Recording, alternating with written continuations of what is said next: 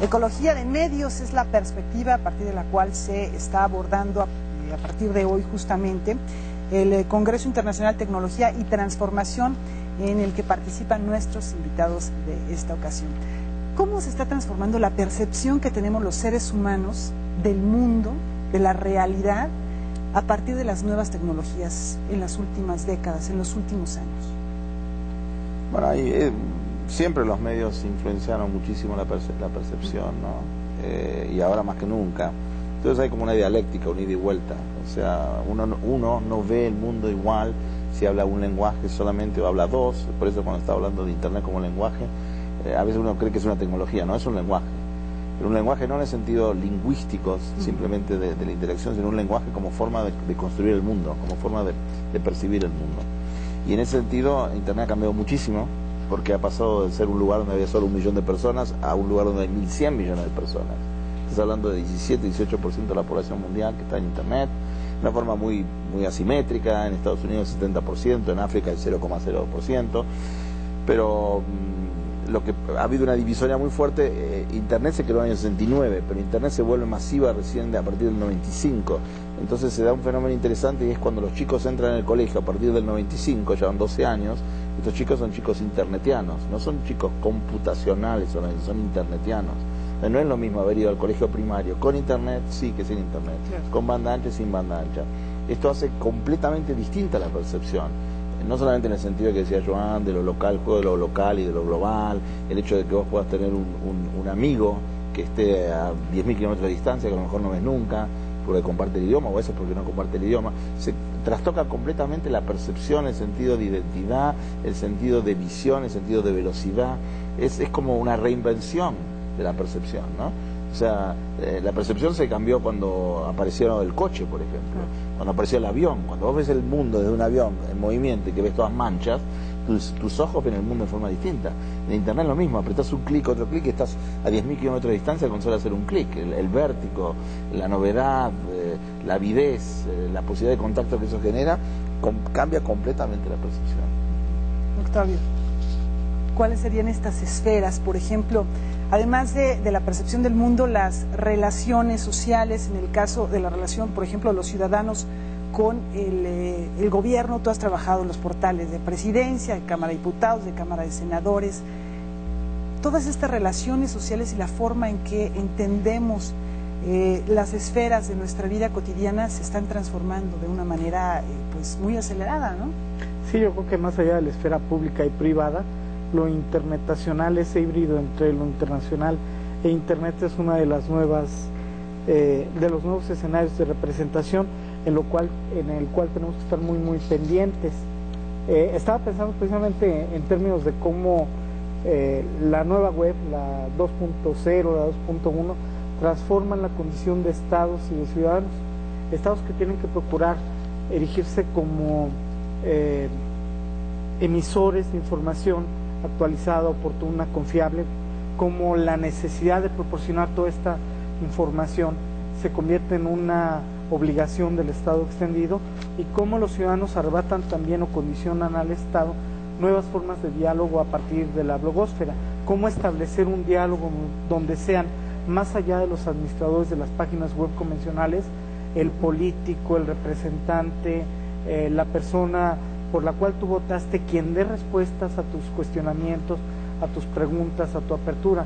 No sé si la clase política actual en México tenga la posibilidad de poder acceder a la blogósfera con una auténtica voluntad de diálogo, de aprendizaje, de comunicación, de encuentro con la ciudadanía, pero sé que muchísimos ciudadanos desearían finalmente acceder a este encuentro y lo están forzando. Bueno, si el Estado permanece como un ausente imaginario, muchas personas se atribuyen determinado tipo de funciones comunicativas tratando de suplir este hueco, y constituyen una ciudadanía inteligente porque están haciendo del asunto público un asunto de reflexión colectiva. Me parece que en ese sentido la ciudadanía está muchísimo más avanzada que nuestra clase política en términos del diálogo que se pueden establecer con este tipo de herramientas para tratar de imaginar, concebir, poder cambiar esta realidad inmediata.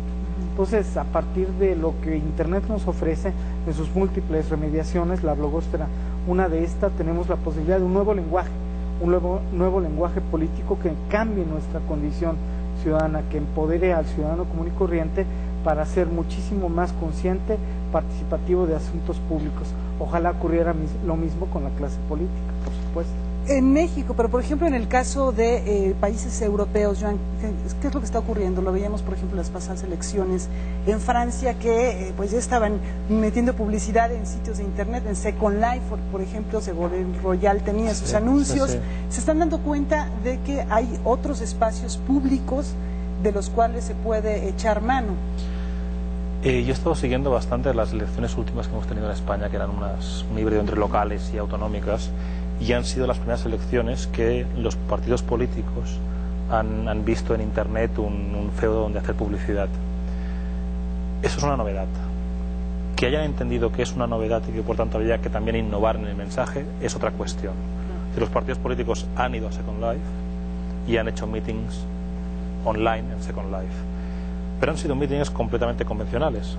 Es decir, no ha tenido nada de especial más allá del proceso de maquillaje y de mejora estética tremenda que han sufrido los candidatos, que se han vuelto mucho más esbeltos y mucho más atractivos en Second Life. La cuestión es que espacios que realmente podrían suponer una renovación, una revolución del intercambio que sea entre la política y la clase política y la ciudadanía, que es lo que comentabas tú ahora, Octavio, o sea, espacios de intercambio, ahí no se han prodigado. Ha habido intentos. O sea, yo entiendo que ha habido directores de campaña que han decidido que era importante tener un espacio que se llamara un blog y que el político al cual la gente iba a votar pues fuera percibido como que escribía un blog. La lástima es que estos blogs en su mayor parte los escribían los gabinetes de comunicación, no el candidato a alcalde o el candidato a presidente autonómico o el candidato a diputado autonómico.